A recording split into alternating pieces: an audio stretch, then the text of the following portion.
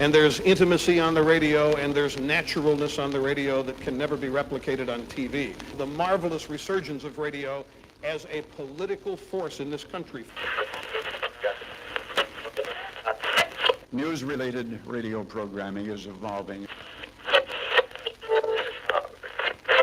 There's a huge hole in our dialogue that can be filled by the synthesis of traditional radio and the freedom that comes from a live podcast. You're about to experience Cowboy State Politics live. Here we go.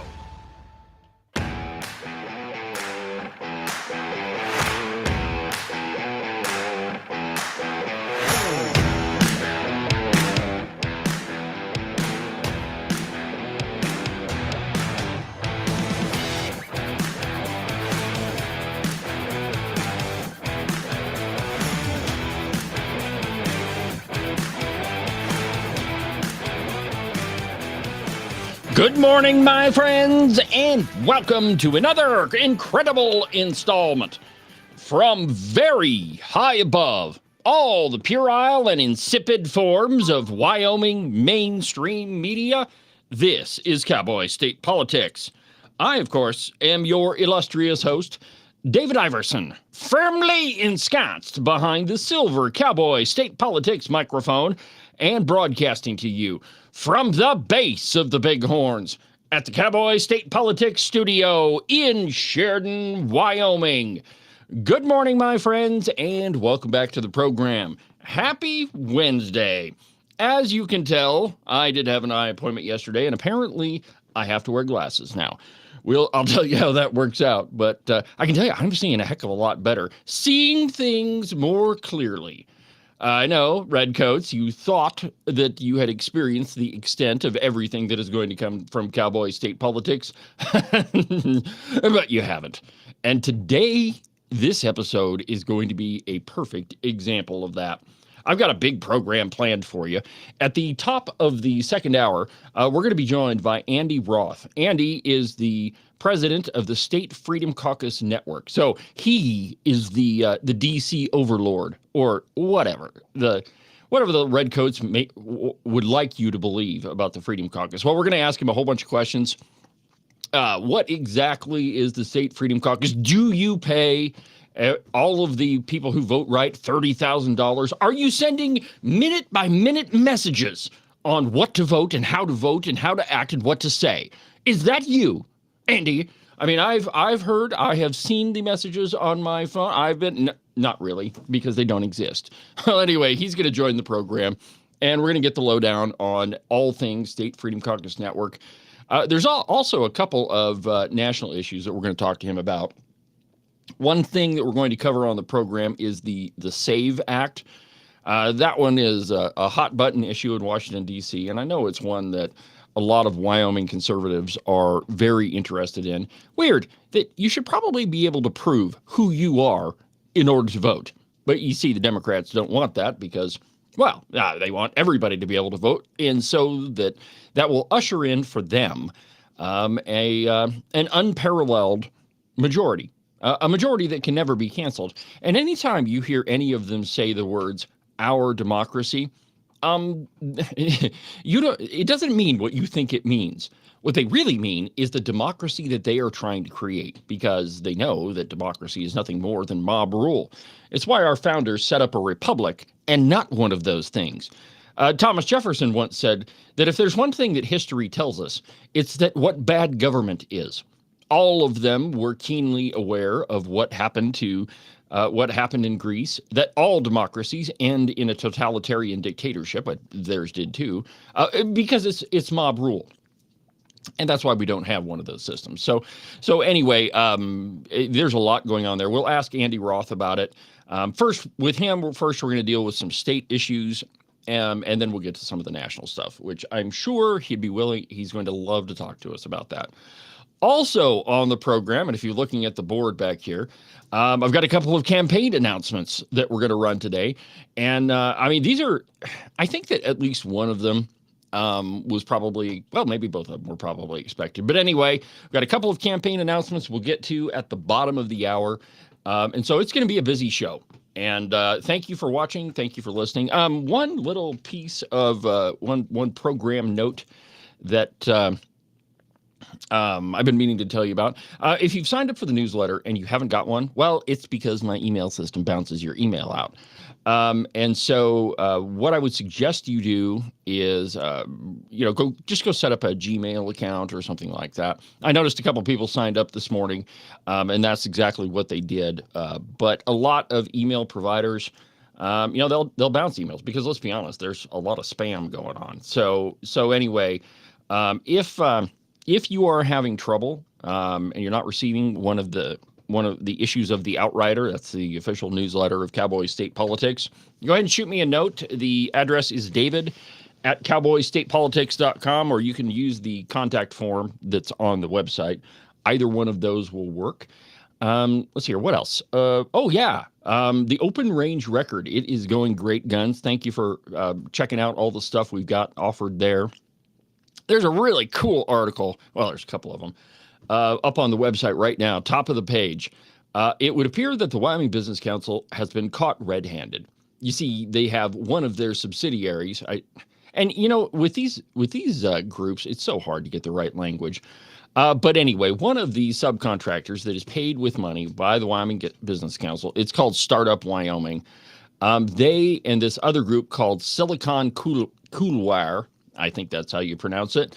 They got caught holding a Zoom meeting trying to convince people to lobby the legislature in favor of the Wyoming Business Council. And it wasn't just a Zoom meeting. It wasn't just a, hey, let's all get around and we'll sit down and talk about this Wyoming Business Council stuff. Nope. Wasn't like that at all. They had a slideshow presentation. They had a sample email. They had a whole bunch of stuff. Well, there is a great piece, front page of the Open Range Record right now. Go check it out. It's really well written, and it's a perfect example of what you can expect from the Open Range Record, and that is news that is labeled as news and opinion that is labeled as opinion. And we're not going to try any sleight of hand trying to convince you of things that aren't true. But, and there's an opinion piece, what I think is a great opinion piece, from Gabe Saint, the president of Turning Point USA at the University of Wyoming. He's got some things to say about what's happening at the university. And so go check that out, too. In fact, check out everything that's on the Open Range Record. That's the openrangerecord.com. And as it relates to that, just yesterday, I submitted the iOS or the Apple app for review. And so we ought to have the Apple mobile app here pretty quick. So I'm pretty excited about that. Actually, the truth is I'm more excited about being done with it, or at least having it in a form that will work for you. Man, there is, if nothing else, it reinforced why I have an Android phone, why I have always used PCs. And it was difficult, but got it done. It's submitted, and I'll keep you updated on where that's at. But we begin this morning with the Washington Free Beacon. It turns out that the warmth of collectivism that we were told was going to happen in New York City isn't so warm at all. From the Washington Free Beacon. Now, before I get there, here is a weird thing about these glasses. While I need to wear them to see long distance, I got to take them off to read. I know. I guess I could have bifocals, but we didn't get those. Anyway, so here we go. From the Washington Free Beacon. Zoran Mamdani scrapped his predecessor's policy of clearing street encampments to drive the homeless into indoor shelters. And I quote, "At least 16 people have died outdoors in New York City after a winter storm and days of sub-freezing temperatures, intensifying scrutiny of Zoran Mamdani's handling of the cold snap and his decision to halt the removal of homeless encampments. The death toll climbed to 16, Mamdani announced on Monday, and hypothermia played a role in at least 13 of them. 14 New Yorkers died from Hurricane Ida in 2021. Mamdani announced in December that he would drop former Mayor Eric Adams' policy of clearing homeless encampments and encouraging people to go to shelters, saying that displacement was ineffective. Critics argue the reversal left the homeless vulnerable when the temperatures plunged. From the time I was very young, I was taught that what you allow is what will continue. And what you allow is also what you endorse. And so if you're the guy that says, it's perfectly fine that we've got people living on the streets, just leave them alone. Let them do whatever they want. What's going to happen is you will have people die on the streets. The truth is, you have homeless shelters, and when the temperatures dip below freezing, if you're living on the streets, there's a high likelihood that you're going to die. But that is not what Zoran Mamdani told us a little bit earlier. You remember this during his, victory speech or whatever? Remember this one? Oh, hold on. There we go. We will draw this city closer together. We will replace the frigidity of rugged individualism with the warmth of collectivism. The warmth. If our campaign demonstrated that the people of New York yearn for solidarity, then let this government foster it. Yes, the warmth. We're going to abandon the frigidity of rugged individualism. The thing that may have built this country, the thing that all of us, in Wyoming anyway, that's one of the reasons why we live here, is we want to rely on ourselves and would rather not have government sticking its nose anywhere. Well, according to Zoran Mamdani, if you focus on collectivism, well, then that's warmth. You see, this is the lie that socialists and communists always try to push down your throat. That, listen to us, collectivism and socialism will make sure that everybody prospers. When in reality, the only thing that collectivism and socialism and all of those leftist red ideologies will do is make sure that everybody is equally poor and equally cold. Because eventually you run out of other people's money to spend. And in the case of Zoran Mamdani, and did you watch any of his victory party? That is a giant party, invited a whole bunch of people, but you had to pay for your own drinks. And the drinks were outrageously expensive, like $12 for a beer. This is what New Yorkers voted for, and this is what they can expect. That there will be people dying on the streets, that there will be poverty, that there will be a need for a conservative to come in and clean that place up. The trouble is that voters always get what voters deserve. And let me explain what I mean by that. Is that I don't, with the exception of the 2020 election, and the more I think about that one, the more I think I agree with Harriet, it was absolutely rigged. But with the exception of that one, there has never been an election in American history that went wrong. And by that, I don't mean that there wasn't any shenanigans going on. What I'm saying is that voters get what they deserve. And if voters are going to be the type of people that are uneducated and they don't look into candidates and they don't find out what these people actually mean when they say things like, we're 5 days away from fundamentally transforming the United States of America. If you don't look into who that guy was, you didn't quite understand what Barack Obama meant. When Zoran Mamdani was, campaigning, and interestingly enough, he was very, very clear about what he meant. And all you had to do was listen to his speeches. It's amazing that when he said stuff like this. But then there are also other issues that we firmly believe in, whether it's BDS, right, or whether it is the end goal of seizing the means of production, where we do not have the same level of support at this very moment. And what I want to say is that it is critical that in the way that we organize, in the way that we set up our work and our priorities, that we do not leave any one issue for the other, that we do not. All right, so that we are going to seize the means of production. That we don't forget about things like BDS, which is it's the anti-Semitic divest sanctions, and I always forget what the B stands for, but it's really, really anti-Semitic. Which you shouldn't be surprised coming from Zoran Mamdani. The guy is an Islamist, and so when he says stuff like this, it is amazing how many people didn't listen to him. And the truth is, it was women that overwhelmingly elected Zoran Mamdani. If you look at the exit polls, it was women and it was young people. The rest of the New Yorkers, and here's the thing, none of those folks in New York really have any excuse because they allowed Zoran Mamdani to win the primary. And in New York, man, if you win the Democrat primary, you're pretty much set. There's no reason to assume that you wouldn't win the election. But they started campaigning too late. And it ended up that Zohar Mamdani won the election for New York City mayor. Now, here's another one. And this is what people always get caught up on. And by the way, the folks that are dying from hypothermia on the streets of New York, maybe you should have thought about them before you listen to this crap. And while we cast our ballots alone, we chose hope together. Hopity hope. Hope, hopity, hopity hope. Hope over tyranny. Hope over tyranny. Hope over big money and small ideas. Over small ideas. Hope over despair. We won because New Yorkers allowed themselves to hope that the impossible could be made possible. The impossible could be made possible. And we you won. mean like we went from a place where most people weren't dying of hypothermia on the streets of New York to a place where that's commonplace. That happens every day in winter.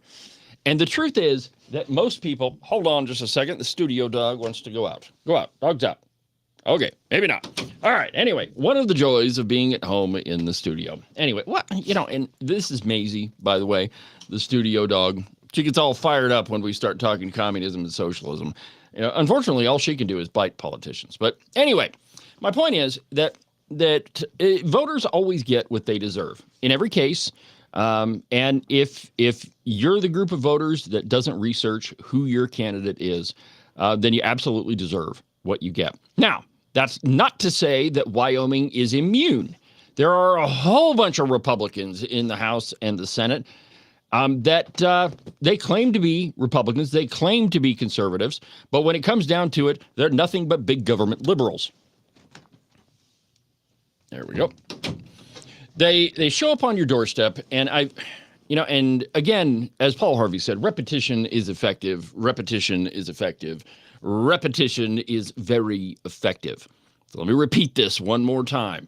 When people show up on your doorstep and they say things like, I love my guns, taxes are too high, government needs to get the heck out of your business, I'm a conservative, and you should vote for me. When you hear stuff like that, you should immediately just kind of nod your head and say, okay, well, I'll go check out your voting record. And then do it. All of it is available online, and there are a number of tools that different groups have created that'll tell you exactly who these people are. Probably the best one, in my estimation anyway, is WyoVote. That it's more comprehensive. They look at every single roll call vote, and then they tell you how your legislator ranks. Are they conservative or are they liberal? That's, to me, that's the best indication of how they're going to vote. But the truth is there are other tools. There's Evidence-Based Wyoming. I was glad to see an op-ed from Doug Girard pop up yesterday. At least I saw it yesterday. It's all about Wyoming schools. But Doug Girard's site, Evidence-Based Wyoming, the only thing it does is tracks how often somebody votes with the Democrats and how often they vote with the Republicans. And that's it. And the results are very, very striking. So, for example, Eric Barlow, over his entire legislative career, has averaged an 85% vote with the Democrats. 85% of the time, yet he's going to side with whatever Democrats happen to be in his respective chamber. And then if you look at the Senate, so Dennis Beitman, Bo, his real name's not Bo, it's Dennis. But Dennis Beitman gave technically 8 or 9 of the committees to the Redcoats. He had a perfect chance to set up a conservative Senate, but he was too interested in being president of the Senate. And so the deal he struck was to install Tara Nethercott, as the majority floor leader and give all the committees away to the Redcoats. And so you shouldn't be shocked at what comes or doesn't come out of the Senate. They all claim to be conservatives. When Andy Roth gets here at 9 o'clock, we're going to talk about Senator Ed Cooper. He ran his mouth to a bunch of constituents a little bit ago and told some big fat whoppers about a whole bunch of people. So we're going to address those. But all those folks, when it's election time, man, they'll stand up on the stage and yell and scream about how conservative they are. But when you actually look at how they vote, they're not conservative at all. And most of them vote with the Democrats. And, if you're a conservative in the Senate, man, that is a tough situation. It was last session. A lot of the votes, you could tell exactly who was the conservative and who was, I don't know what they were doing, bending a knee to all the liberals in the Senate or whatever you want to call it, but it certainly wasn't conservative. Now, in the House, it's a little bit different story. The Freedom Caucus has the majority in the House, or at least conservatives have the majority in the House. Now, it's the budget session, so they do not have the votes to push through anything. So I think what you're going to see is a lot of gridlock coming out of the House of Representatives. But I got to tell you, my friend, sometimes gridlock is good. Our government was never meant to move quickly. It was never meant to put bills through and just ram them all the way through the legislature, all the way up to the doors of the governor's office. That's not how our government was set up. It was supposed to be something that operated slowly so that things could be deliberated, so we could find the best solution. But when you have liberals that have been in control, that are in control of the Senate and have been in control, were in control of the Wyoming legislature for 20, 30, 40 years, well, you shouldn't be surprised about what you get. You see, a lot of these folks, they just hang an R at the end of their name because it's easier to get elected as a Republican. And I mean, that's just the size of it. That's why you got to go research these people and know who they are. And it's like I said, it's really easy. There's a couple of tools that are available online that make it super, super simple. And I hope that, I tried to get a hold of Doug Gerard last night, but apparently he doesn't have Facebook anymore. But I hope that he puts his evidence-based Wyoming back to work, and he starts that he gets back to it and starts charting all of these redcoats, because that's a really useful tool. And the truth is, even though he hasn't done anything with it for at least a year, maybe two, it's still pretty useful because a lot of the same people are in the legislature, and you can track how they vote. Now, one of those issues, and this is at the national level, but we are seeing some effects of this here in the state, is voting and illegal immigration. Now, I never thought that I would see politicians stand up and advocate for illegal aliens voting, but that's exactly what you're getting out of the Democrat Party. This piece is from The Blaze, and it's entitled, "Democrats Vote Overwhelmingly Against GOP Bill Aiming to Bar Illegal Aliens from Voting." And I quote, "The House passed another key immigration bill Thursday," that's the SAVE Act, which was spearheaded by Republican Chip Roy of Texas. It passed on a near party line vote with 216 Republicans voting for the bill and 208 Democrats voting against it. Just 4 Democrats joined the Republicans to pass the legislation. Quote, "The bill is pretty simple," Roy said. "It just simply says that you've got to demonstrate with documentary proof of citizenship that you're a citizen the next time you're going through the cycle of your registration process. And if a state decides to clean out their voter rolls, well, then you need to re-register to vote. In Wyoming, we clean the voter rolls after the election. So if you don't vote in the general election, or I can't remember, I'll have to ask Chuck Gray, but if you don't vote in an election cycle, then you get dropped from the voter rolls and you have to go register again. Free, fair, and honest elections, unmarred by fraud, errors, or suspicion, are fundamental to maintaining our constitutional republic." And think about how simple of a concept this is. How many places do you go that you're asked to show your ID? Now, many of us, if you got a whole bunch of gray hair like I do, a lot of times you're not asked to show your ID because you're obviously old enough. But the list is long and distinguished. So if you want to buy alcohol or tobacco or go to a rated R movie or, there are a whole bunch of places. Go to the bank. There are very, very few things that you can't do without an ID. Get on an airplane. Weird there. But the Democrats, the reason why they are against the SAVE Act is it would put into place, it would make it mandatory that you had to show your ID and prove that you are a U.S. citizen to vote. Now, the truth is, for most Americans, you're not going to notice a difference because of the Real ID Act, which, at the time that thing came out, I was pretty much against it. But it's the law in most states. In fact, I saw an advertisement on TV, a couple days ago. Anyway, if you don't have a real ID, then it's going to cost you like $45 to get through TSA. But all it is you had to verify who you were to get a driver's license. And they put that little star up in the corner of your driver's license. And that's it. Once you got it, no big deal. You go to vote, pull out your driver's license like you do to cash a check or go to the bank or go to a rated R movie or to buy alcohol or to buy tobacco or whatever. Same thing you do all the time. And in fact, most people, I know like me and the lovely Christine, I get kind of flattered when I'm asked to show my ID. Really? You think I'm that young? But it's not that big a deal. But the Democrats, on the other hand, they see that as the impediment that it is to their permanent majority. Now, let me just show you what people like Chuck U. Schumer are saying about this. And I mean, it is entirely hyperbolic rhetoric.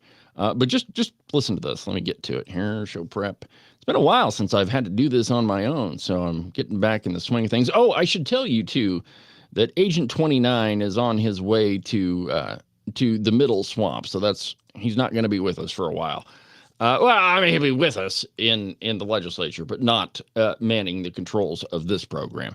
So anyway, here you go. Here's Chuck U. Schumer telling you how despicable the SAVE Act is. This SAVE Act is one of the most despicable acts of legislation that I've ever seen. And it's not going to pass the House, Senate, period.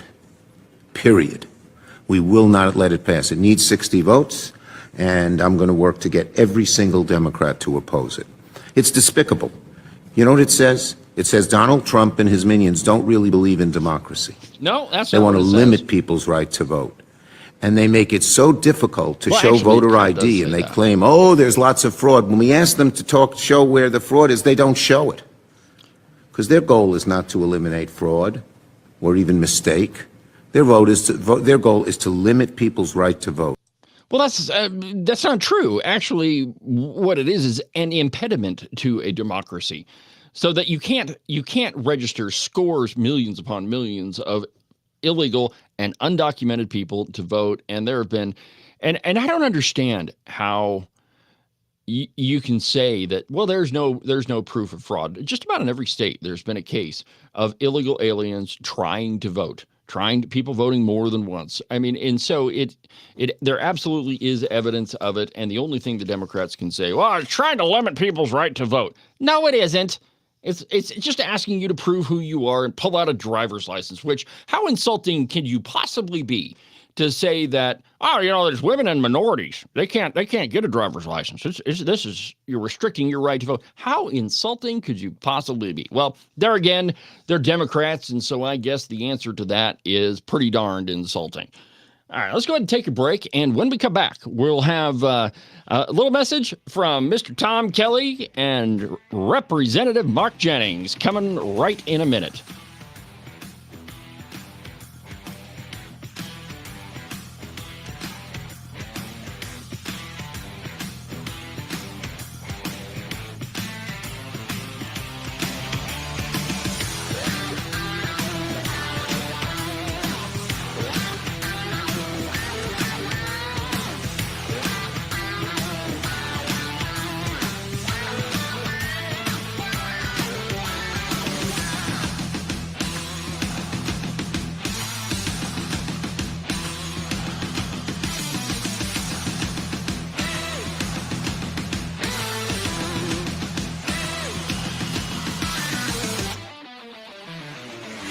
Are you tired of all the meaningless political drivel floating around right now? Endless commentary that really doesn't have anything backing it up? Do you long for the days of true investigative journalism coming from an authoritative source who really doesn't care how popular and apparently good-looking a politician is? Fortunately for you, that's what I do on Cowboy State Politics. New episodes are published every Monday, Wednesday, and Saturday, and you can get them anywhere that you get your podcasts. iHeartRadio, iTunes, TuneIn, really any of them will work. But the easiest way is just to go to the website, cowboystatepolitics.com. There, you can find all of the shows, as well as any of the articles I might bring up during the course of the program. Cowboy State Politics Live, the program you're listening to right now, is broadcast every Tuesday through Friday, beginning at 8 a.m. Pay attention to all of that other block-headed nonsense if you want. Just make sure that you don't miss an episode of Cowboy State Politics. And now, back to our program.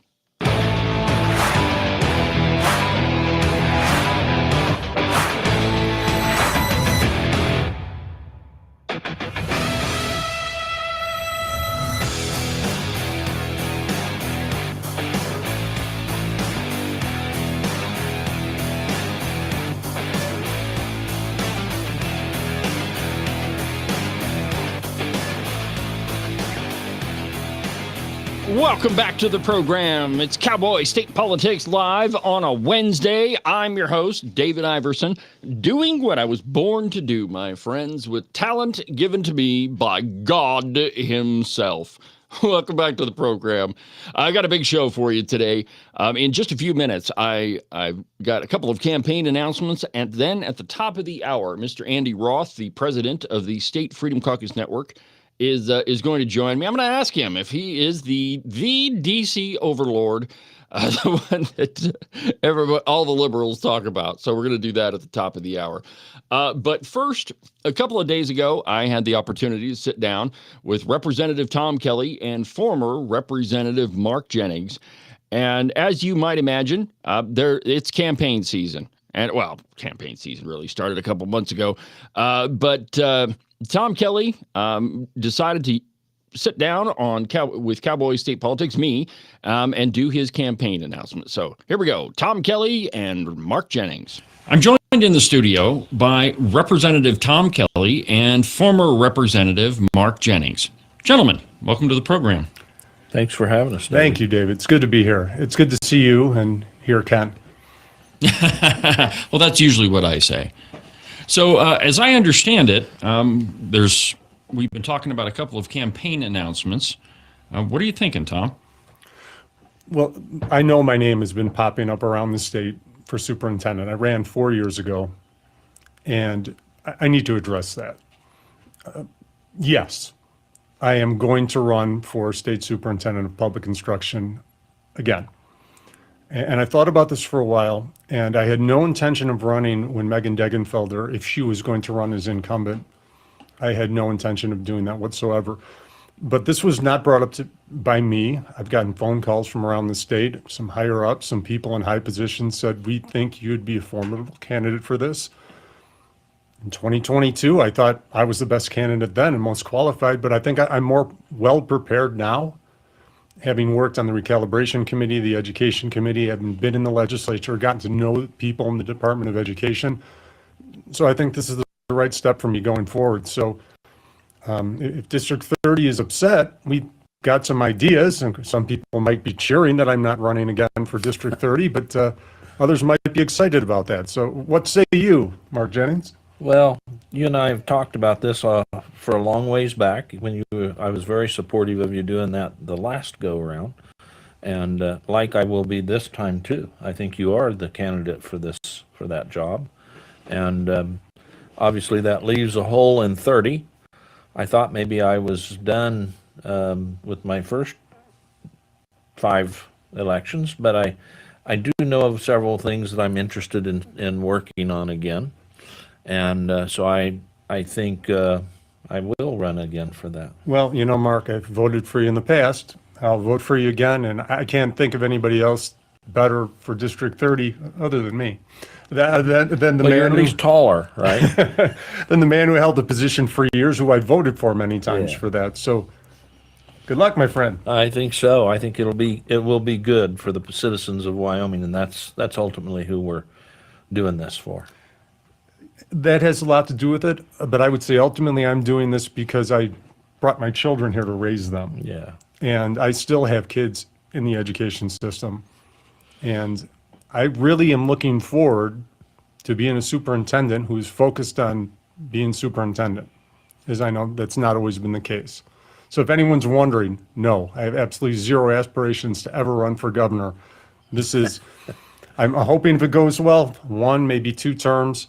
But at the very least, win or lose, I would like to get around the state and get a message out about local autonomy, but not only that, state autonomy, to be free of the Department of Education, to be free of the NEA, for Wyoming citizens to produce the type of education we want for Wyoming kids, and not have it dictated from lobbyist groups in DC. But let's face it, as much as I like my friends in the WEA, they are an arm of the NEA ultimately. Yes, they are. So, guys, while I've got you, and Tom, you specifically, you've been on the recalibration committee, or you are on the recalibration committee. So, just talk to me about that for a minute. You guys defunding the entire Wyoming education system, or are we getting rid of schools altogether? What's going on there? There's a constitutional mandate to adequately and efficiently fund the Wyoming public schools. So from the moment we went in there, the whole idea was, let's be realistic. Nobody's cutting education. We've got this court order. The system, the formula is way out of whack. It does need to be recalibrated. Our teachers are getting paid, I think we're in the bottom half of states across the country, even though we're in the top 10 pretty much of how much we spend per student. So something there is out of whack with so much money going into the system and so little getting into the classroom. So we got really focused on what can we do from the state's perspective to make sure that teachers are getting paid their worth and that the money's actually getting to the classroom and it's not being lost on extracurricular projects, new sports teams, new administration, new positions in administration. So what we came up with is mostly based on Larry Pikas's team. That's the paid consultant who has been many years in the past. And part of the court ruling kind of gave the legislature a slap on the wrist for ignoring the consultant's recommendations over the years. So this time we stuck to the recommendations as closely as we could in what would be affordable and what we see on the horizon for increases in expenses. But there was one more monkey wrench thrown in there. Our job to adequately compensate instructors and teachers and paras, librarians even, we were tasked with the idea that we had to buy computers for every single kid. Yeah. That we had to have universal lunch for every kid, whether they needed it or not. Mental health care counselors in all the schools, whether they asked for it or not. And these are important issues, which is why we've extended the recalibration committee to continue discussing them, and why we've extended help for mental health counselors for 1 year until we get a chance to study it. But that made the task that much more difficult to have to spread finite resources into areas that are connected indirectly to education, but they're not education. Yes, hungry kids don't learn as well as kids who have eaten. Tired kids don't learn as well as kids who are well rested. But it's not the state's job to make sure all the kids are well rested. And if we made something like universal lunches, well, again, nobody lets a kid starve in Wyoming. That's not what Wyoming people do. But when the state becomes the main provider of lunch for every kid, whether their parents ask for it or not, you've basically made food a constitutional right. And that's an objection I've had all along, because other places that have food as a constitutional right include Cuba. And that's the ideology we're talking about. And every time the state steps in, it makes it easier for parents to step back. Seems like you're also embedding a welfare mentality into society. And I've said this, and I've said this on the recalibration committee when we had our private meetings or executive session. I said kids who grow up depending on the state for food and health care become adults dependent on the state for food and health care. Yeah. And that becomes unsustainable. Yeah, a good friend of mine, he often says that if you send your kids to Caesar, you shouldn't be at all surprised when they come out Romans. And I think that way too often we've allowed parents to extricate themselves from their child's education and just not be responsible at all. And so I'm glad to hear that that's on your mind through this whole committee. And let's be really clear about one thing, because you know how this gets spun. You don't care if kids starve. You don't care about the mental health care crisis. Yes, I do. Food and health care and mental health care are too important for me to make government bureaucrats responsible for them. Those are the last people. Yeah. A safety net, I understand and I support a safety net, but making it universal for everyone, whether they need it or not, is a bad idea. I agree. So, Mark, if you're successful in your run for House District 30, what are some of the things that you want to work on? Well, I feel like the conservative bend of the legislature has certainly made some really good headway, and I think that we're looking at trying to turn government into a more lean, mean fighting machine for the people. But I'd like to see us maybe round that out a little more with things like repealers in so many places of regulation where we don't really, where government has gotten too much of a heavy hand. I'd like to see, when you have laws, you lose freedoms far too many times. And so we need to go back and examine more closely of what we're doing, how many laws that we look at, how many bills enact into law, and we need to repeal a lot of things that are truly not government's place in the first place constitutionally. So that'll be one of my main focuses. We'll be looking at repealers. Excellent. Well, gentlemen, thank you very much for sitting down with me, and good luck. Thanks for having us. Thank you. Well, there you have it. Mark Jennings and Tom Kelly. Tom Kelly is running for the Superintendent of Public Instruction, a position that he ran for 4 years ago. And he, shortly before the election, I think the primary election, he pulled out and decided that that there were some other folks that were probably going to win that, and so he withdrew from that election. But this time around, in talking with him, he says he's in it to win it, and I think that I think his work on the recalibration committee, all the work he's done in the legislature, and I mean his credentials are far exceed anybody that would throw their hat in the ring. To tell you the truth, there's a couple of names I've heard bantied about who might run for the Superintendent of Public Instruction. Chi-Com Som. I would love to see a debate between Tom Kelly and Albert Summers. There wouldn't be any contest there. Representative Kelly would absolutely destroy Albert Summers on a stage, and I would be there with bells on and video cameras so I could document all of it. As it relates to Representative Jennings, he's very popular in Sheridan, and he represented House District 30 for 10 years, right at 10 years, I think it was. And so he's running again. And so far, I haven't heard of anybody that is considering a run for House District 30. Now, as it relates to the program, tomorrow on the show, I have an interview with Representative Jennings. It's pre-recorded, just like this one, but where we were able to sit down and talk about some of the things that he's interested in doing. So we'll play that tomorrow on the program, and it's, it is shaping up to be a very interesting electoral cycle. And as I've been saying, man, the left, they are apoplectic about everything that the conservatives are doing. And I mean, the big fly in the punch bowl right now is the Wyoming Business Council. It was revealed through the Appropriations Committee and on this program. Josh Durrell was on this show twice, and he pretty much, spewed the same sort of socialist leftist drivel both times. That the free market doesn't really exist, that really the free market is working against us. And so we have to use government to get business to prosper. And he absolutely made he did make the absurd and bizarre claim that in order for a business to be successful, you have to have government. Well, that's not true at all.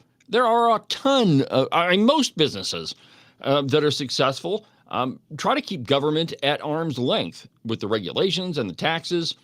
And if you want to be successful in business, that's the way that you have to do it.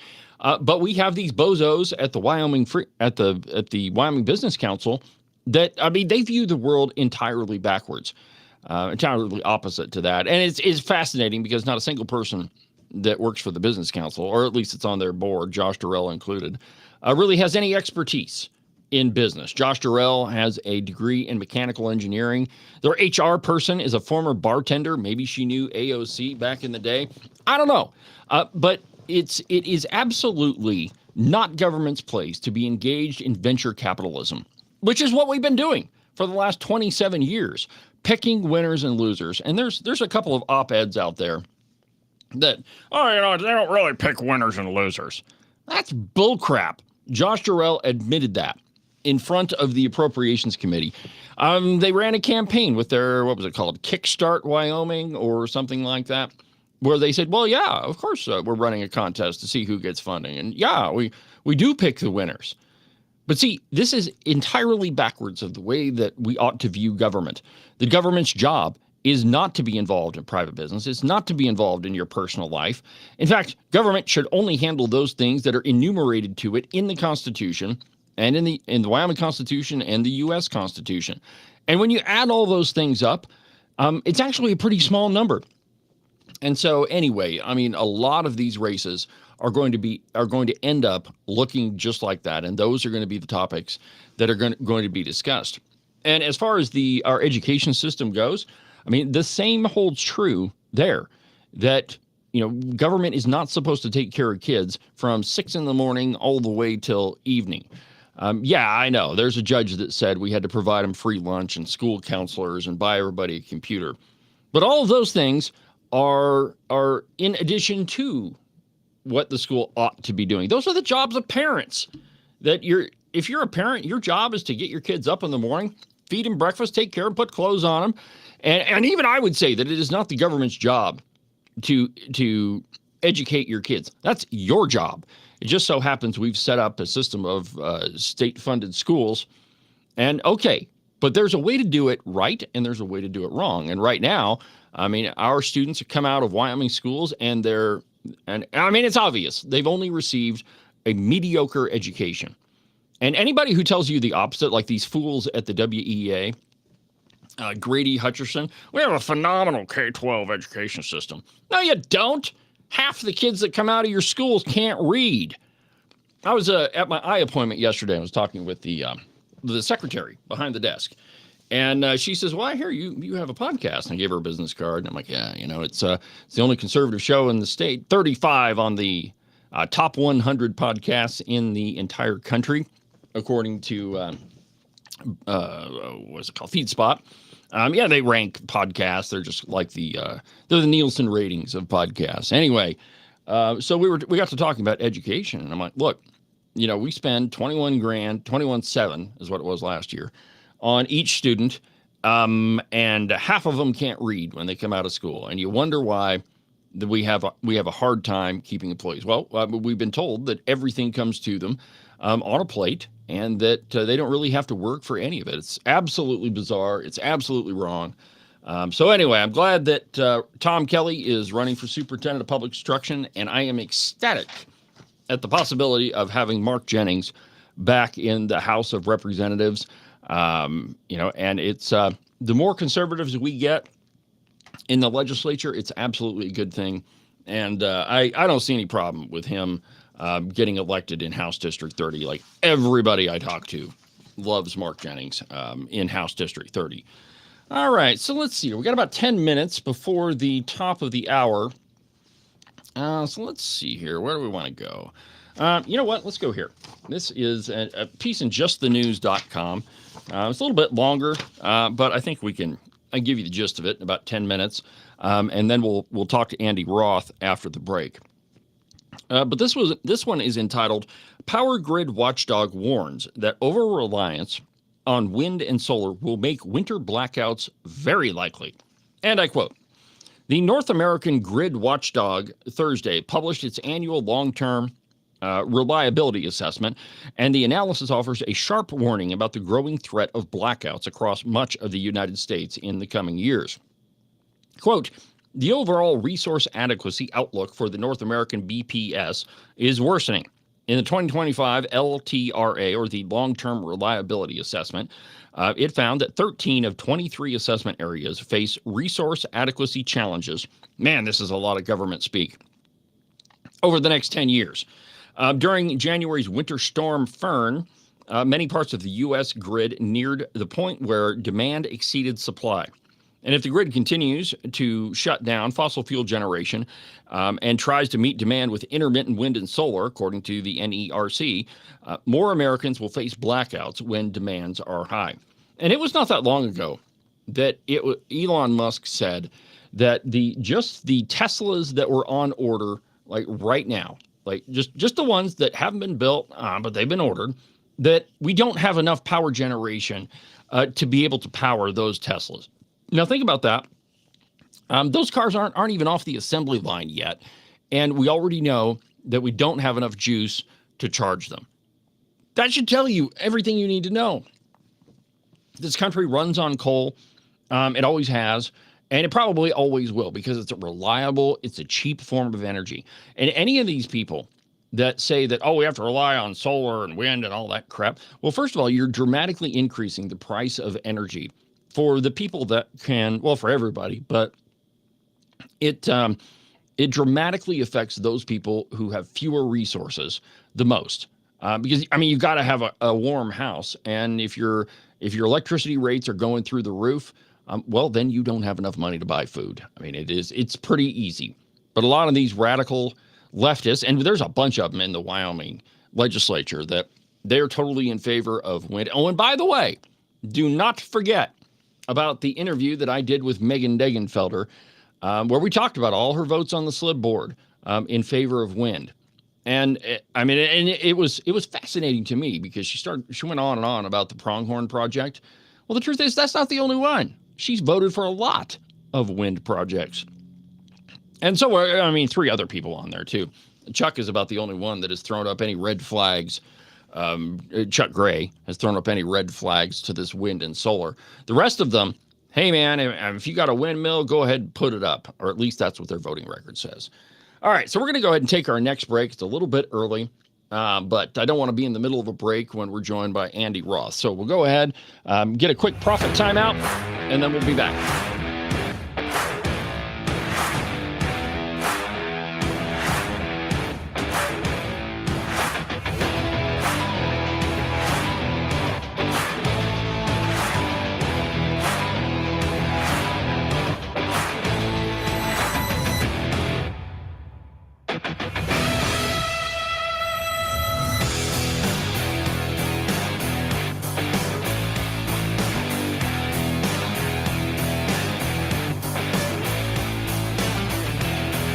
Make sure that you subscribe and follow the Cowboy State Politics podcast. You can do that from the website, cowboystatepolitics.com, or anywhere that you get your podcasts.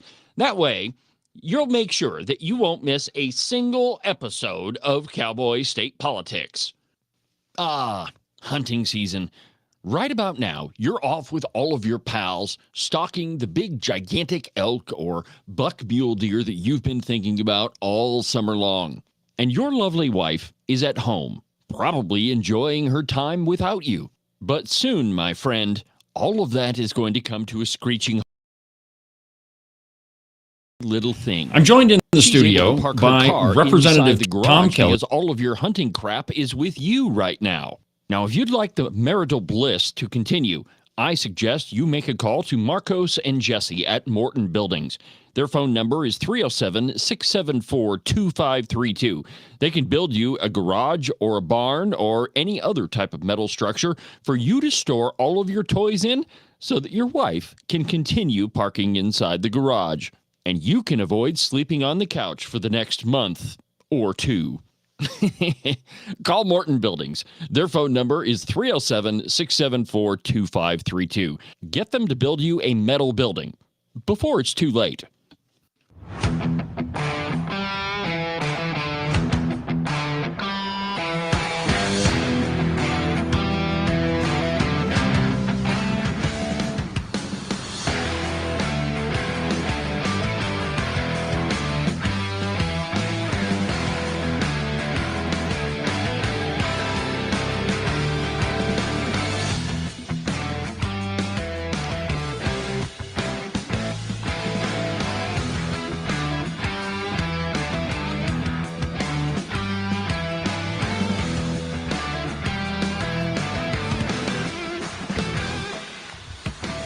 Welcome back to the program, Cowboy State Politics Live. It's Wednesday. I'm David Iverson, documented to be almost always right 99% of the time. That's true, my friends. I mean, the mainstream media, good luck. I really wish they would try to get a record like that, but we all know that it's impossible because they can't stop lying about the Freedom Caucus. I've got a piece sitting on my desk here that is... It's truly incredible, the lengths that they go to make up stories about conservatives. And, you know, I think that we've all seen it. You've probably gotten about, about a dozen text messages on your phone. And all of them are, tell us how terrible you think the Freedom Caucus is. Well, so I thought, instead of just talking about what these redcoats say about the Freedom Caucus, I thought we should talk to Mr. Andy Roth, who is the president of the State Freedom Caucus Network. Letty, welcome to the program, my friend. Hey, thanks, David. Can you hear me all right? Oh, yeah, man. Loud and clear. All right. All right. So let's quickly give you the treatment that everybody gets on my show. Well, why don't you take a few minutes and tell my audience about yourself? Yeah, sure. I'm born and raised in Kansas, and I came out of college from the University of Kansas, and I went to become a stock trader of all things. But I went to D.C. to get my master's degree in economics, and from there I fell into the sleazy business of politics, and I've been doing that for close to 23 years now. And 4 years ago, we launched the State Freedom Caucus Network, and the business model is pretty simple. We know and love the House Freedom Caucus in Washington, D.C., but why aren't there state freedom caucuses? We've got 50 swamps in the 50 state capitals, and there isn't a Freedom Caucus response to them. So 4 years ago, we launched a network, and the Georgia Freedom Caucus was our first one. And then South Carolina, we even went into Illinois and Maryland, 2 blue states. But I think it's 3 years now. We helped launch the Wyoming Freedom Caucus, and here we are. They're the first Freedom Caucus in the nation to basically fundamentally be in charge of the state house. And I couldn't be more thrilled with what they've done. And I think the trajectory for Wyoming is straight up. It's fantastic to see. Well, I'm sure you know that Wyoming has not had a conservative legislature for, man, you know what? I'm a historian and I've looked into this a lot. I don't really think that we've ever had a conservative legislature. I mean, since statehood.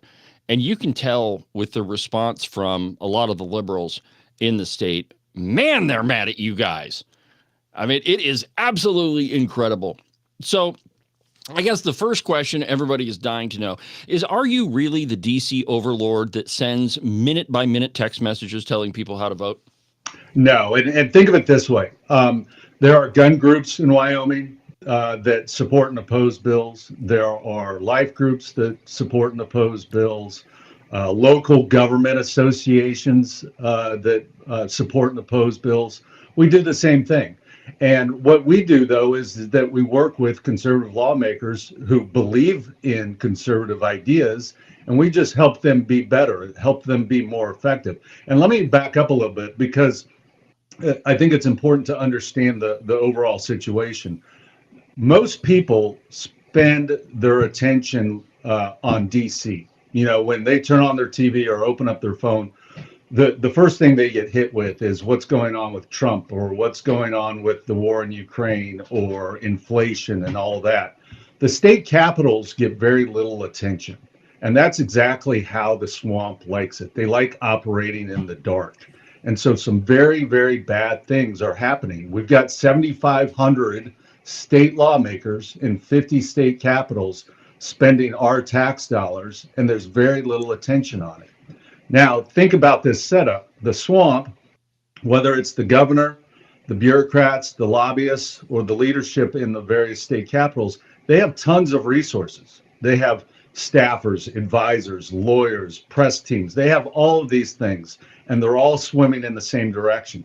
But our conservative lawmakers, the ones that are fighting the hardest, have very little resources. You know, in a lot of states like Wyoming, their office is their desk on the chamber floor. And if they have any staff at all, it's usually given to them by leadership, which means they have an actual spy or a mole in their office. And so the people that we need the most to defend our liberties don't have the resources to match the swamp. And so what we do is we come in and we help conservative lawmakers and give them as much support as we can, whether it's human support, comm support, all sorts of things, so that they can be more effective. And let me make one last point. The red states are the worst because they have overwhelming Republican majorities. Democrats have figured out that the only way to get elected into office is to put an R after their name and call themselves a conservative. To your point, you say this all the time. These are the redcoats. These are the ones that say they're conservative, but then they go to Cheyenne or to the state capitol and they vote like liberals. And this problem exists in every red state. We see it everywhere. South Carolina, Alabama, Kentucky, Tennessee, Idaho, Montana, like it is everywhere. And it has been festering for years. And finally, we think we've cracked the code. We know how to solve this. And Wyoming is a beautiful example of this, is that if you give conservatives in the legislature, bring them together under a brand name that people know, the Freedom Caucus, and help them get organized, they now have the ability, more so than ever before, to fight the swamp. Well, and I've since I started this program, I've said that the swamp in Wyoming may not be as wide, but it is every bit as deep. And I think that you hit the nail on the head, that it is your people. Like, you're far more likely to lose your liberty at the state level than you are at the national level. And most of it comes through interstate compacts. It comes through rampant spending on all sorts of different social programs. And, in Wyoming, like, our legislators don't have any staff unless they pay for it out of their pocket. And the people that are set up to help them, we call it the Legislative Service Office in Wyoming. It's obvious that those people are working against any sort of conservative idea. And if you're a conservative legislator, like just before you came on the program, I did a campaign announcement for Mark Jennings. When he started, there might have been 4 conservatives in the House. And they started recruiting people and training them. Here's how you campaign. Here's some public speaking training. And then it went from, a couple to 6 to 10 to 16. And then we had the big election where we took power. But that's what you have to do, because most people don't pay attention to what happens in their state capital. And that's really where they're sold down the river. Now, one of the bigger reasons I wanted to have you on the show is this big, gigantic whopper of a tale that came out over the weekend. I'm gonna read it to you. It was published in a newspaper, and I'll read it to you, and I'll just let you go off on it. So there's this senator from Ten Sleep. Ten Sleep is this little tiny town over the mountain. It's actually really pretty. But the senator's name is Ed Cooper. Here's what he told the Grable Standard. Quote, "The state's Freedom Caucus in D.C. has pledged $30,000 to each House race in Wyoming. The Freedom Caucus members are judged on how they vote on each of their agendas and the email that they get every day. The more you are in line with the voting, the better your campaign donation is. I'll just leave it there. No matter what they think is what they're told to do." Go for it. Well, it's a complete lie. Somebody joked to me that Senator Cooper falls asleep in meetings a lot. And somebody joked that maybe he dreamt that up and thought that it was real, but it's a complete fabrication. There's no truth to it at all. It's that simple. Well, and it's, I've talked a lot with, I know Jesse Rubino, your state director, pretty well. And, she'll laugh every time you bring this topic comes up. She's like, we don't get any money. The only thing we get money for is her salary. And that's it. Yeah, I mean, it's that simple. I wish I could expound on it for 5 minutes about it, but that's really it. There's no truth to it at all. Well, and I think it speaks to how scared the liberals are, the lengths that they're going to. I mean, the big issue here is this government, venture capital group called the Wyoming Business Council, which I'm sure you are aware. The Appropriations Committee decided to do away with that sucker, which, every story I hear about that, and there's pretty much one every single day, where it's spending taxpayer dollars on some sort of picking winners and losers enterprise that a couple of years later goes belly up. Well, really what it is, and this is just my opinion, but what it is their vote buying machine. They funnel money into a community, and then, that translates into votes. And when conservatives come into power and say, you know what, that's not government's place, well, that's when their head explodes. Yeah, I'm always reminded of the Thomas Jefferson quote, the natural progress of things is for liberty to yield and for government to gain ground. And that's exactly what we see here, is that when the liberals are in charge, whether they have an R after their name or a D, their natural tendency is to grow government, because they know that's the way to stay elected and get reelected, is to keep handing out money. The thing that is most important that people should think about is there are all sorts of issues confronting lawmakers. Like I said before, guns, abortion, cultural issues.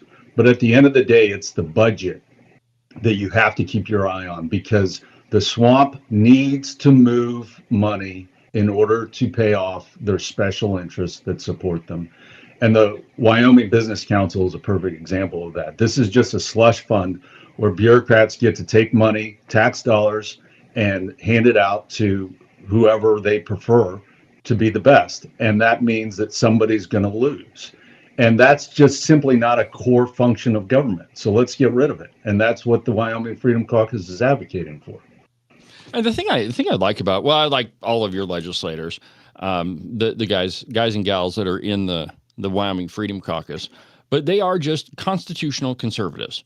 That, you know, if and you can sit in the gallery, which I do, and just watch them, and bill will come up, and you know exactly how they're going to vote, because most of the bills that come up are bigger government, they're more spending, and it's in ever increasingly creative ways that they try to spend people's money.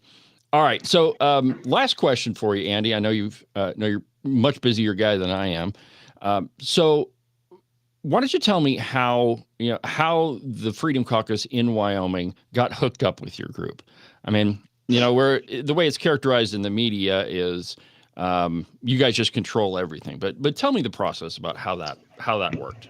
Yeah, that's a great question, and it's a perfect segue, because Chuck Gray, your great Secretary of State, is now running for Congress, and I hope he wins that race, because he's sure he will. An absolute rock star. As I mentioned before, there are 7,500 state lawmakers all across the country, and Chuck is on the Mount Rushmore of one of the best state lawmakers that ever served in office.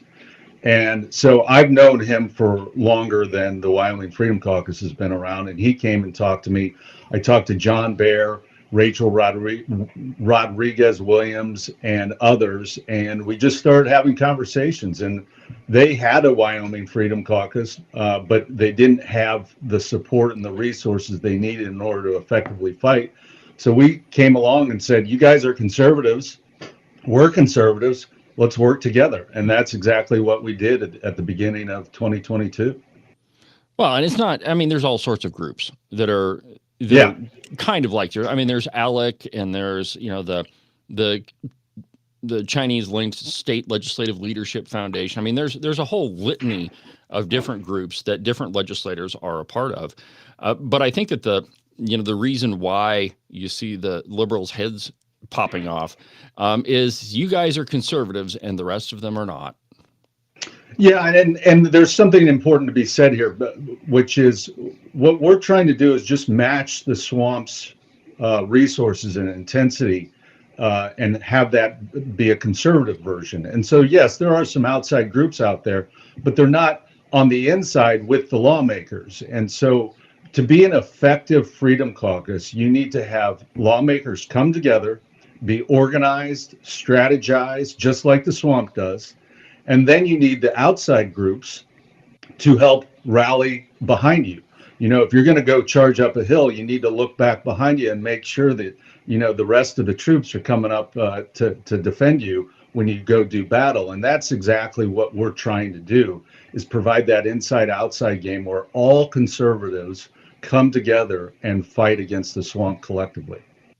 All right, Andy. Well, I got to run. If people want to get a hold of you, learn more about the Freedom Caucus, what do they do? Where do they go? Yeah, they can go to statefreedomcaucus.org to find out about us. I'm on Twitter, or X, I guess, at Andy Roth. But more than anything, I think your listeners just need to find out more about the Wyoming Freedom Caucus. They're on X as well at WY Freedom Caucus.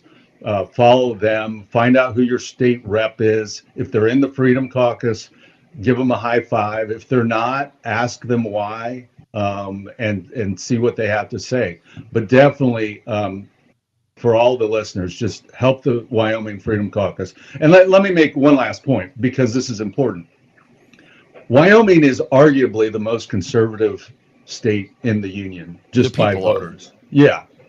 But all we hear about in the news is Florida doing all this amazing stuff, and DeSantis, and how everybody loves what's happening in Florida.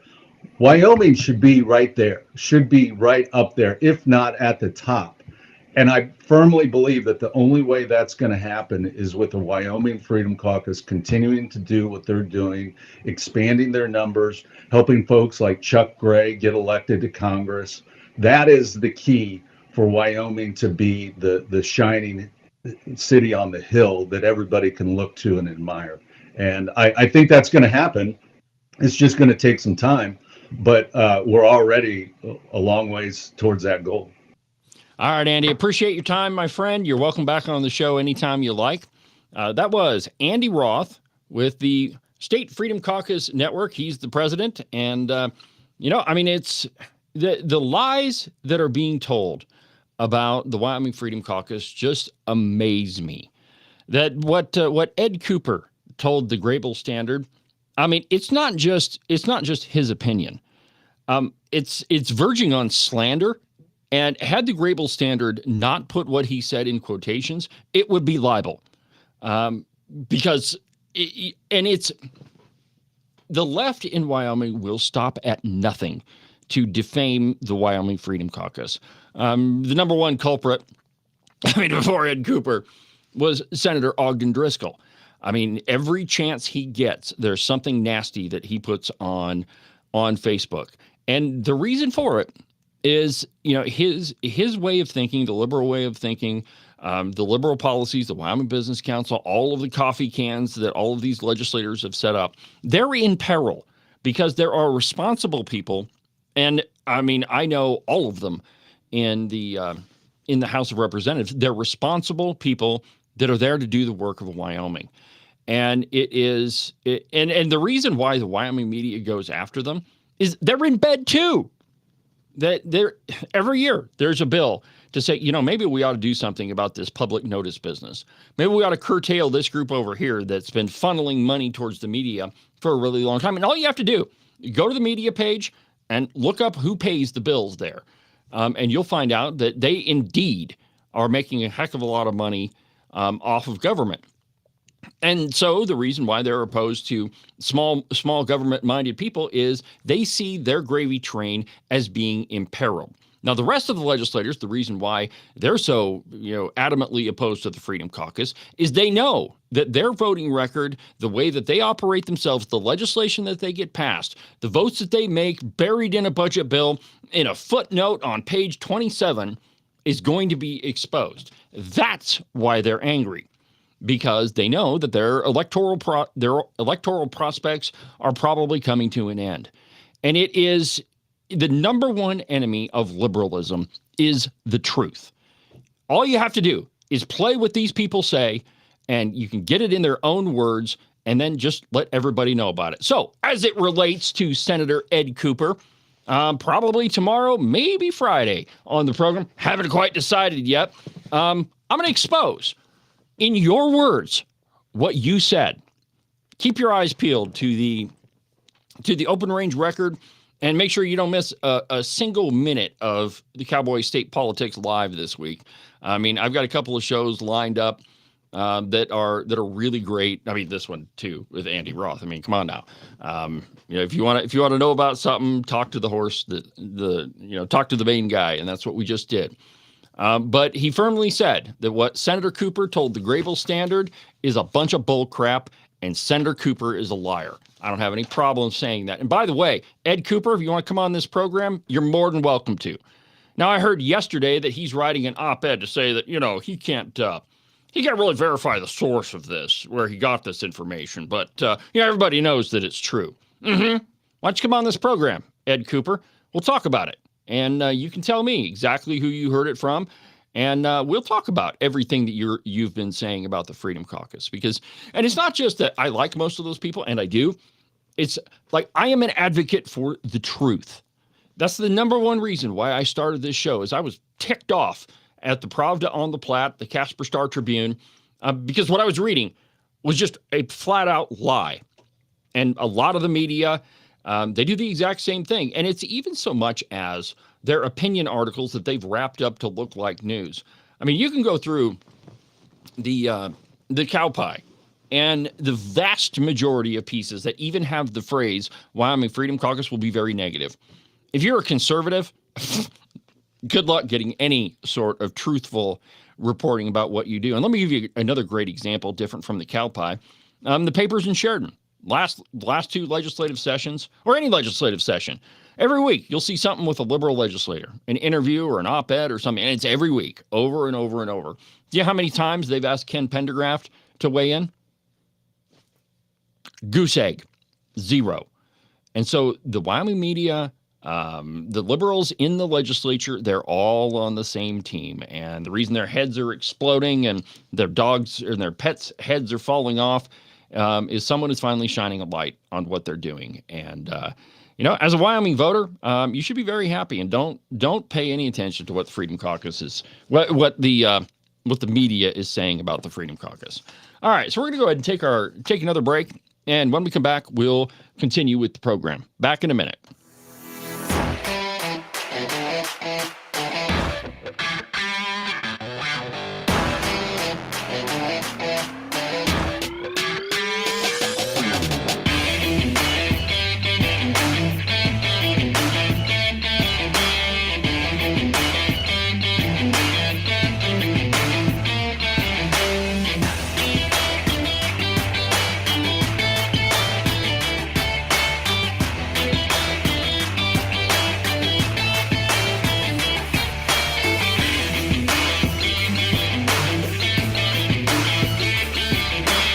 Yeah, I know. The weather seems to be toying with us. 60 one day, 42 the next, and pretty soon, my friends, those 6s and 4s are going to turn into 3s and 2s. Though we all want to avoid it, that white stuff is coming, my friends, and you will be shoveling the walk in it. It's cold, it's unpleasant, and nobody likes to do it. But you could make it just a little bit more comfortable and prevent your feet from turning into a giant block of ice. In fact, you could keep them nice and warm and toasty, and your toes will never even know that they're outside. The rest of you may be frozen solid, but at least your feet won't be. To make all this happen, you just need a pair of socks from the Buffalo Wool Company. They are the finest socks that I've ever put on my feet. To get you a pair, go to their website, thebuffalowoolco.com. Trust me, you won't be disappointed. Are you one of those guys that listen to the president just a little bit too closely, and now you're tired of winning? Are you getting the feeling that there's been way too many good things happening in our country, and you just can't take it anymore? Well, if you are, and you think you should follow Rosie O'Donnell's example and get the heck out of Dodge, you need to call Rebecca Bextel at eXp Realty. She'll make those foreign country living ideas a reality for you. All you have to do is call 307-699-3519, and she'll make sure some freedom-loving, red-blooded American will now live in the home that you no longer want. If you want to sell your house, or if you want to buy one that's way better than the house you have right now, give Rebecca a call. Again, her phone number is 307-699-3519. I've never felt the freedom like I do. I feel stronger every day, don't you? Well, I can show you how. A new day, a new way. Watch out, I'm only gonna get stronger. A new day, a new way. Watch out, I'm only gonna get stronger. A new day, a new way. Watch out, I'm only gonna get stronger. A new day, a new way. Watch out, I'm only gonna get stronger. I've never felt the freedom like I do. I feel stronger every day. I'm only gonna get stronger. Watch out! Cowboy state politics is only going to get stronger. This program is only going to continue to expand. Right now, it's almost more than I can handle. Well, that's not true, my friends. The Cowboy State Politics Live program, the podcast, which will be published right after today's show. Now, the open range record, an actual news source in Wyoming, not like the bull crap that you see coming from the Cow Pie or the rest of the Wyoming media. Go check out the open range record. It's so far we've got tremendous response on it. And right after today's show, you'll see a piece from, it's a great interview with Tom Kelly, and it's his announcement. So go check it out. I mean, there's going to be a lot of stuff coming on the open range record here very, very, very soon. And like I mentioned yesterday, we've got a piece coming with about this whole $30,000 business. Just so happens, there's a little bit more to it, and you'll be able to hear him in his own words. So anyway, liars get exposed on this program, and apparently Ed Cooper was the first one to sign up. From the Turkey Vulture, the Wyoming Tribune Eagle. Wyoming lawmakers seek new $30 million loan program for affordable housing. Now, Minnesota has their own fraud problem with all their Somali-run daycares. But like Andy Roth was saying, in every state capital, there is a swamp that it may not be as wide as Washington, D.C., but it is every bit as deep. And I've told you over and over on this program that I never would have imagined the things that I would uncover when I started kicking rocks over in Wyoming politics. It's like, I got to tell you, my friends, it's like every rock I kick over, there's something ugly underneath it. And the Wyoming version of the Minnesota fraud program is so-called affordable housing in Wyoming. My business partner, Rebecca, has been doing a lot of great work on this, and we've got some stuff coming on that one that I don't know that you could write this, make this stuff up. You just can't believe how deep this stuff goes. But the affordable housing thing, yep, that's Wyoming's version. And now there's a bill to enshrine it in Wyoming law. Listen to this, and I quote, "Currently, Wyoming is one of the only 3 states without a fund dedicated to address housing concerns through local solutions." Excuse me. Now, notice that they start out the piece in the very first sentence with saying local solutions. And the entire article is about a bill that's being run in the Wyoming legislature.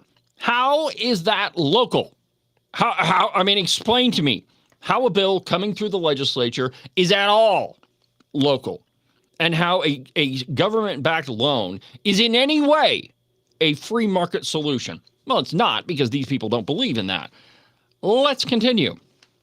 State lawmakers are seeking to create a $30 million revolving loan fund to change that. Now, remember that term loan, because a little bit later in the piece, that term changes to grant. Listen to this. A bipartisan group of Wyoming legislators, slators, has introduced a bill to create a statewide low-interest loan program to address the housing shortage. Senate File 64 seeks to establish the Wyoming Housing Revolving Loan Program to provide funding for the planning, construction, and rehabilitation homes across the state. You see, they've already been doing that. With the WCDA. The only thing is, it's only marginally legal. And if you paid attention to any of the pieces that the Open Range Record has posted, the one article is called the .0001 housing scam, and then the other one is the town hall that Rebecca did in Casper. Let's see here. Okay, so quote: "We talk a lot about these things in community development and diversifying our economy." That's the phrase they always use.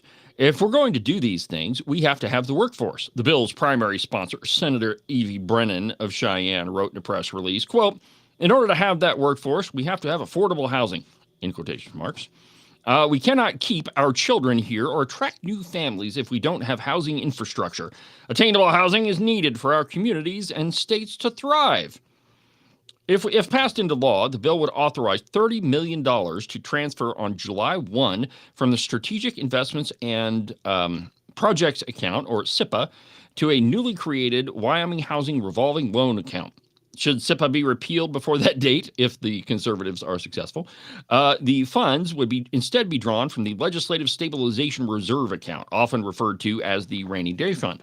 So it's just another slush fund to create these apartment buildings. And the way that it works is these development companies, they pay themselves, well, they get a whole bunch of tax credits, and they con the state into footing the bill to build this thing.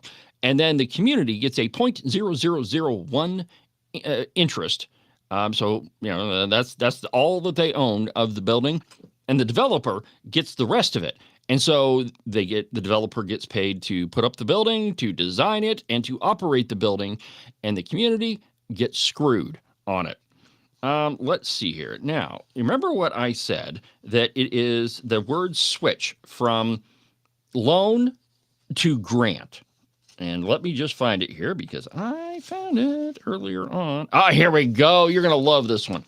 So at the end of the piece, all the way at the end, the part that probably nobody else has read, it says, listen to this, quote, additionally, the bill includes a fiscal note estimating that 98.75% of the appropriated funds would go directly to grant, excuse me, pardon me, had something in my throat.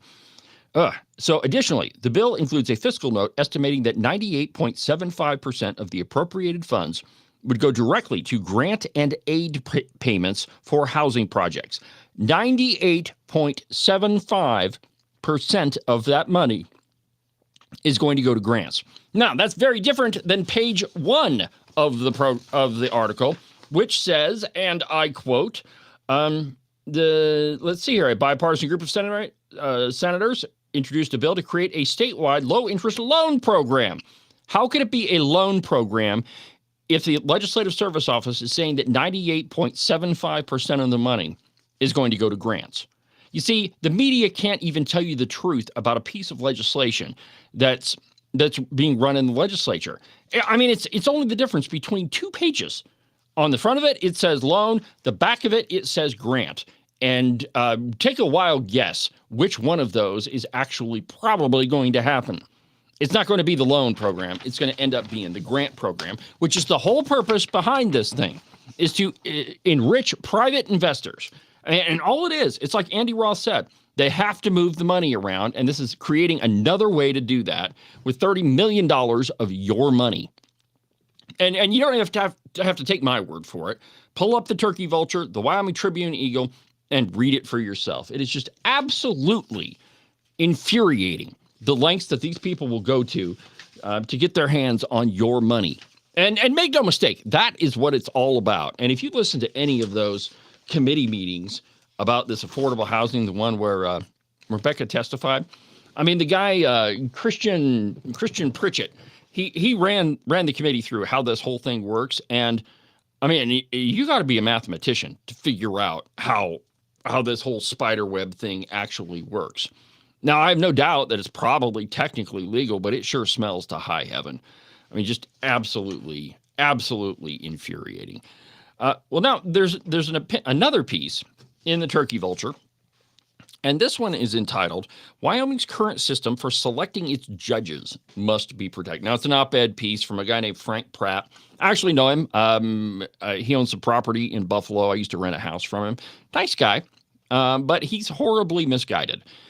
Now, the way that Wyoming selects judges is we have the Judicial Nominating Commission, and it's made up of the Chief Justice of the Wyoming Supreme Court, and then I believe the Wyoming Bar gets 3 people, so there's 4, and then the governor selects, I think it's either 1 or 2 other people, just kind of, from the general public, but they're all the governor's pals.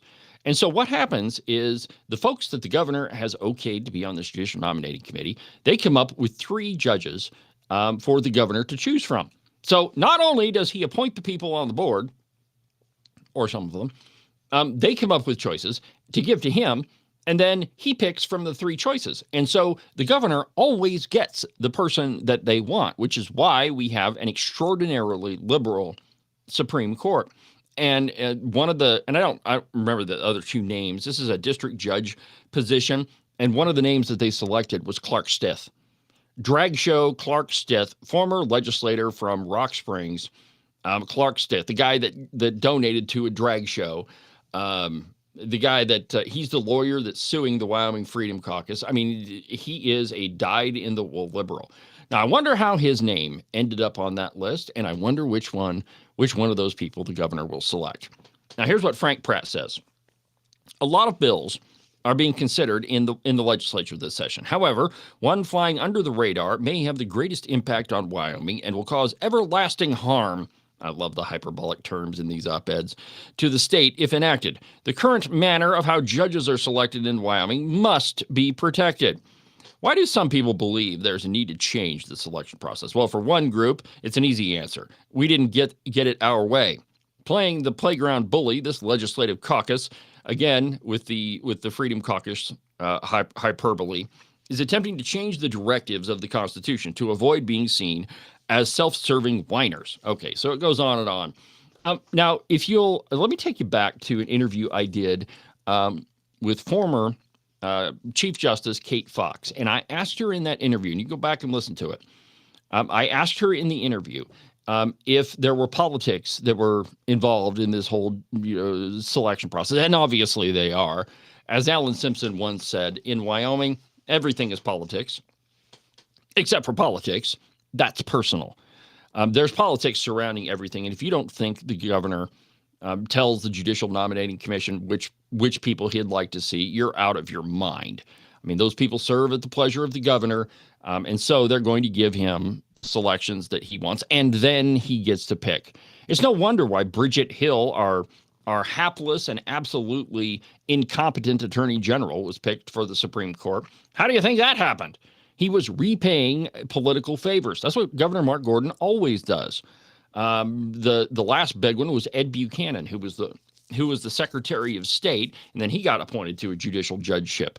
So, I mean, it's absolutely incredible, my friends. And yes, we do need to reform it. Now, I don't know if electing judges is a really good idea. In fact, I'm kind of opposed to it. And let me tell you why. And this is also in the interview with Kate Fox.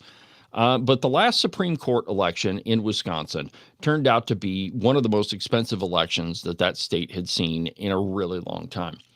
And I mean, gobs and gobs and gobs of money was spent on it. And I don't think that I really like the idea of campaigning for a judgeship.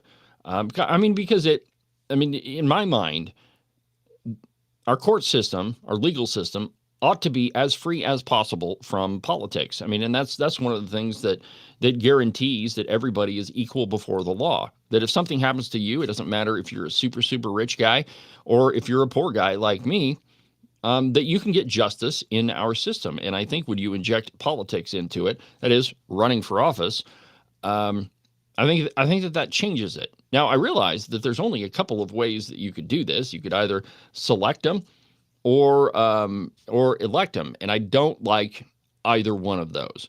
Now, if the group that was selecting, and maybe this is a solution, I don't know. I mean, maybe we need to have a legislator on here, maybe from the Judiciary Committee to talk about this. But maybe if the people that were on the Judicial Nominating Board were truly bipartisan, I don't know. Maybe if they were elected, maybe if somehow there was direction on who could sit on that board. Maybe if no former elected official or anything. I mean, I don't know. I mean, but there's got to be something that can be done there that evens the score out here. That turns it from something that is inherently political, i.e., the governor getting his say all the way around, to something that is a little bit fairer. I mean, because Lord knows, if the Supreme Court can write law out of whole cloth, and they all vote as a block, and there's only one person, and the best example of that is the lawsuit against the abortion ban. The Supreme Court made it up as they went along. Nowhere in Wyoming law did it say that abortion is health care. And yep, after the Supreme Court decision, yep, it does now. They made it up. They didn't judge the case according to the law. They judged their case on their own political beliefs. And so, I mean, that's we often hear about that at the federal level. Think about how many lawsuits have been tossed or filed against President Trump or conservatives. And Ray Charles could see that those things are politically driven. And we have this mistaken belief in Wyoming that, oh, this is Wyoming. That doesn't happen here. That's not something that we have to worry about. Well, the truth is, it happens everywhere. And anytime you have politics involved, it seeps its way into anything. Now, I don't know what the right solution with the judiciary is, but I know that the governor selecting them the way that we do now isn't working. You're going to end up with somebody like Clark Stith sitting on the bench, which is horrible. That guy's a rabid liberal. And so, there's got to be a way, and I would love to see a bill in the Wyoming legislature to deal with that. All right, we're going to take our last break, and when we come back, we'll finish up the program.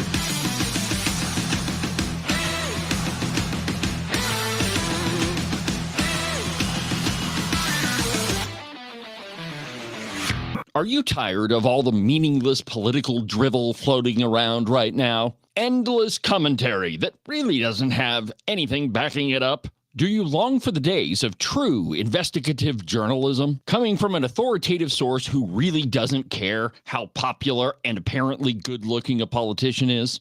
Fortunately for you, that's what I do on Cowboy State Politics. New episodes are published every Monday, Wednesday, and Saturday, and you can get them anywhere that you get your podcasts. iHeartRadio, iTunes, TuneIn, really any of them will work. But the easiest way is just to go to the website, cowboystatepolitics.com. There, you can find all of the shows, as well as any of the articles I might bring up during the course of the program. Cowboy State Politics Live, the program you're listening to right now, is broadcast every Tuesday through Friday, beginning at 8 a.m. Pay attention to all of that other block-headed nonsense if you want. Just make sure that you don't miss an episode of Cowboy State Politics. And now, back to our program.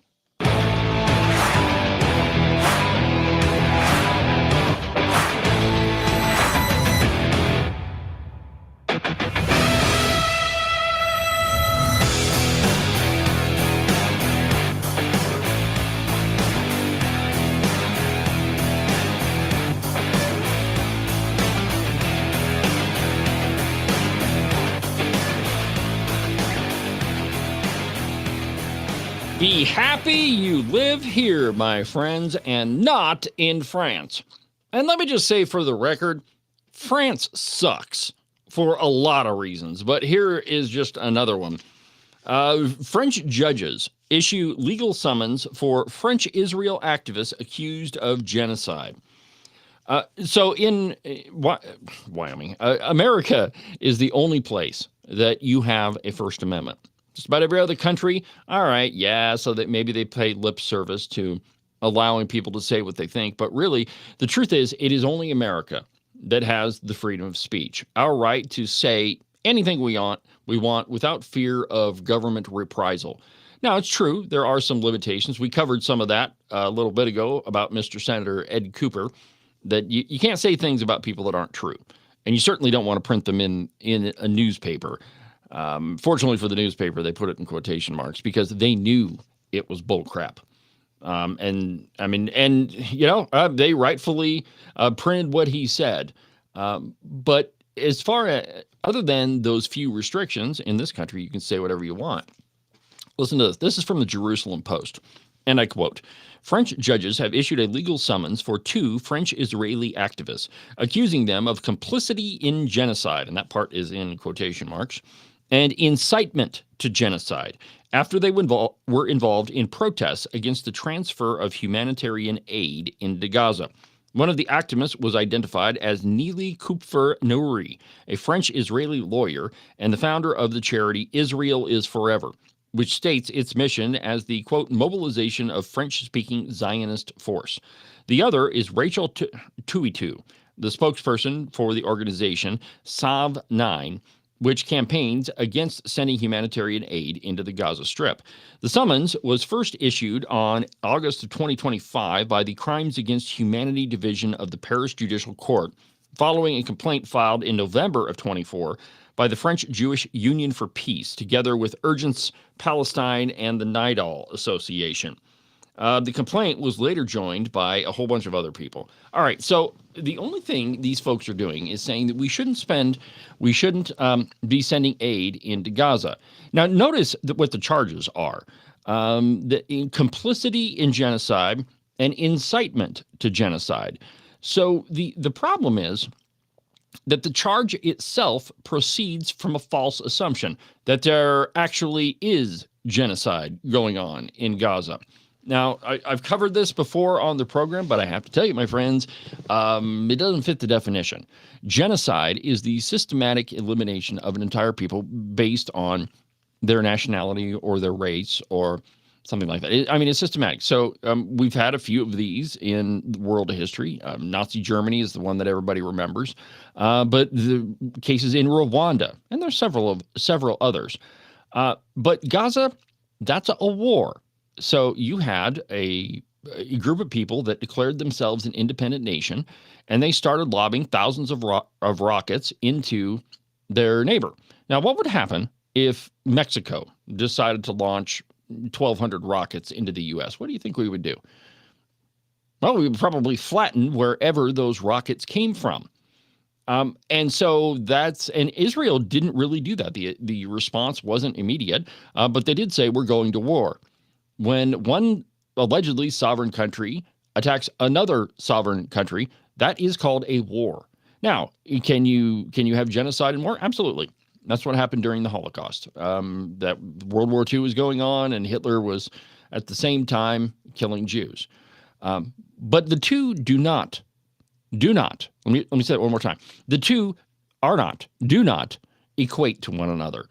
One is a war. The other one is genocide by definition. And secondly, the court assumes and just like out of hand says that whatever is happening in Israel is genocide. So or in Gaza. So it proceeds from a false assumption. And that's how they charge this person. That's why I say be very, very happy about where you live, my friends, because the rest of the world, you wouldn't have the right to free speech. And it is, to your detriment. And so anyway, my friends, that one there. Oh, and other stuff happening in the Middle East. I think this is super important too. This is a piece from the Daily Wire. Have you been paying attention to what's been going on in Iran? You should be, because there's a chance that Iranian citizens can overthrow their regime, that we can get rid of the Ayatollah Khomeini and maybe change that country back to what it was before the religious zealots took over. Well, Trump has sent the USS Abraham Lincoln and its carrier group over there.